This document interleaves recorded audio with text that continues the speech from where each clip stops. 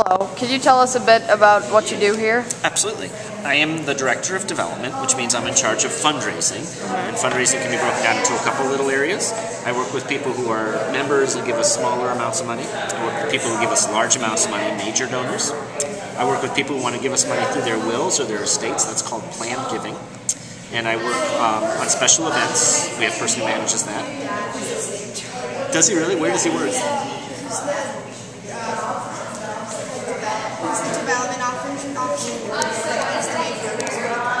Oh, what's his name? Yeah, I've heard of him. Yeah, I've heard of him. Yeah. Oh, okay, yeah, he's in charge. Yeah, he's like the Chief Development Officer. I know who he is. So I do your dad's job. But I'm the Chief Development Officer for the Land Conservancy. Okay. Wow.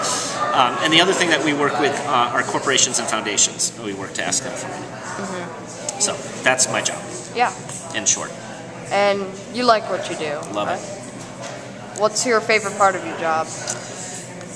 When you connect with someone, when a donor the donor gives because they want to change the world in some great way, right? I mean, if you think about it, probably things you would want the world to be different, right? And it's really incredible to be able to do that. And so when a donor comes forward and says, I want to see something happen, I want to see conservation happen, and you're able to connect with them and then allow them to achieve what they want to, and then that connection between you and the donor and that friendship that you have, that's awesome. That's the best part of the job. You spend a lot of time here at the Conservancy, or are you more in an office? I'm more in the office because I'm relatively new, like your dad. I've only been in this position since August, so I'm still working on structuring how we run the department and organizing it. But I do my best to be out on the land as often as possible because a fundraiser tells stories. It's basically storytellers, so we want to share stories about the different preserves. So I go out and I learn and I meet with the people who've made those decisions to preserve their land, and I see the land so that I can relay that, not just as an abstract thing, but like I know what it's like to be at Orchard Hills. I know what it's like to be in Huron County at one of the farms we preserved, etc. So. Questions that we didn't brainstorm earlier. What kind of things do you do at your fundraisers? Well, we can do fundraisers that range in size from little events where I take 4 people fly fishing just to get to know them. Yeah, that's a lot of fun. Or we have a couple of our field directors are great hunters, so we can take some people duck hunting or something along those lines.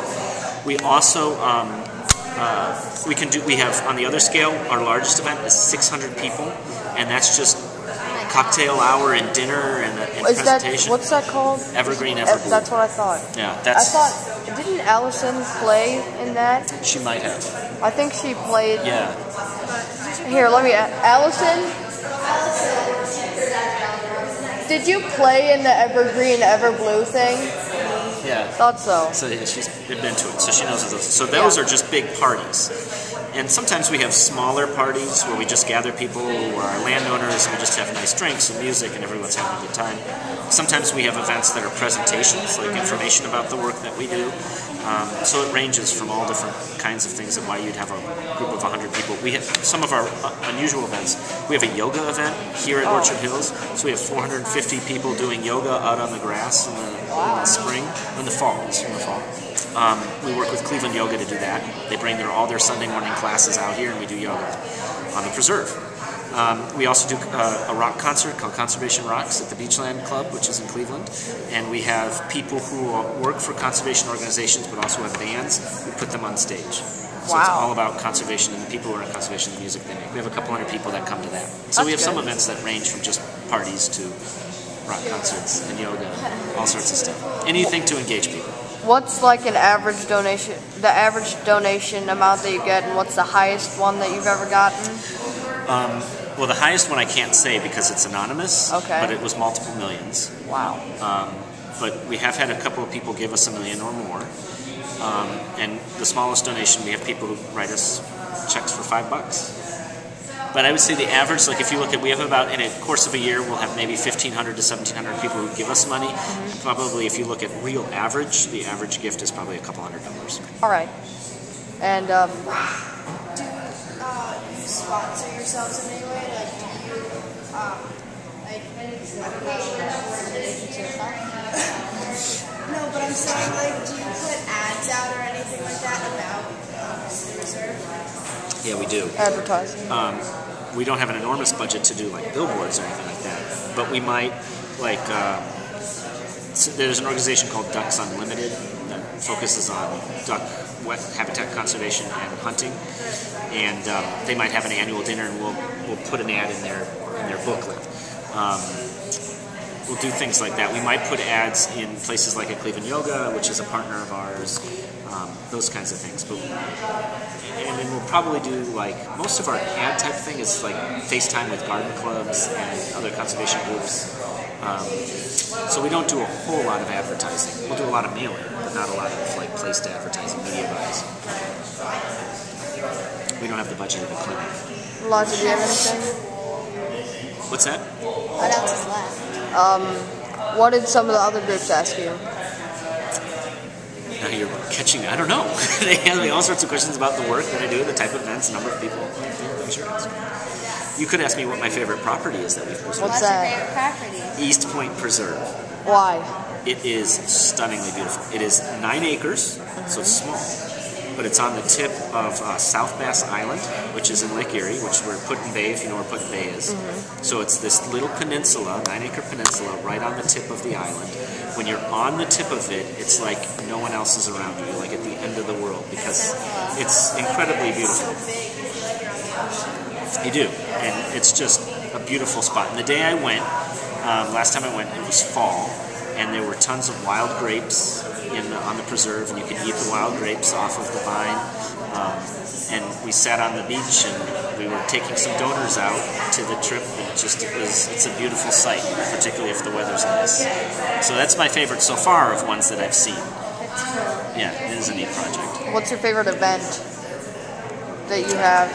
We have an that event. You've been to? We do. We had an event here at Patterson Fruit Farm with our landowners who are on the eastern part of our service area, and it was just a nice event. There were a bunch. It was very low key. Everyone was very relaxed. We had drinks and food and string music, like banjo string music, and everyone just sat around and had a great time. And it was all with people who had conserved their own land. So they're people who thought this is important work, and it was just a thank you event to them. So there wasn't a lot of pressure to it. It was just a real low-key event. That was probably my favorite so far. Right. I think we're about done. We like hit everything. You're probably Yeah. pretty tired after 3 rounds of interviews. Do you have any hobbies that you do that maybe is involved with land conservancy, like photography? No, but I do love hiking. I'm a big hiker, so that's important work because you got to have places. I have a question. What inspired you to become part of Land Conservancy.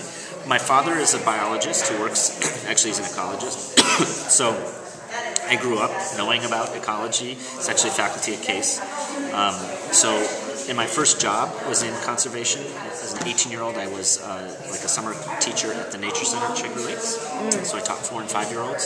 So I've always been around conservation and conservation work, and I just love it. since you were little? So, do you know what time it is?